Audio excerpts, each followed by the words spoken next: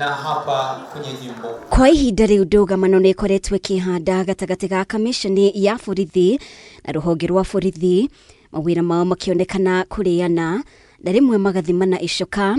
Minista wa ugitiri wa THIINI KIPCHUMBA Murkomen ruwagitheria hatiri wina hinya makiria ma uri ungi. We do not intend to see any wrangles.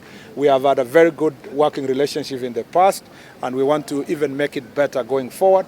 And from a policy position and from a cabinet secretary office there, I don't see any cause for alarm. Arishare-inĩ ria ugitiri kaunti-inĩ ya NAKURU, Murkomen augite no nginya honge ici cirutithanie wira makigananagia cibarua ciao. We cannot wish away the role of the police officers themselves in terms of identification, scrutinizing and hiring of police officers.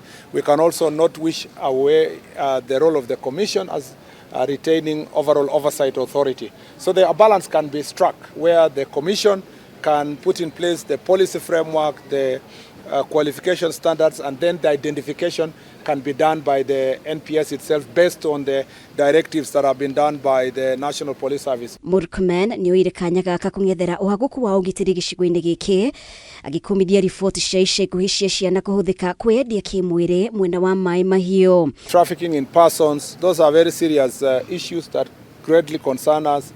And the National Police Service issued a statement on the steps that we are going to take.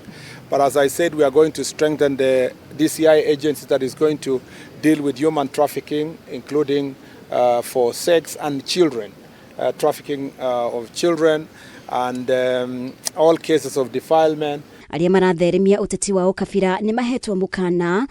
Murkomen akiuga aria mekunyitikana magicogera muingi matikuhonoka rucemio rwa watho.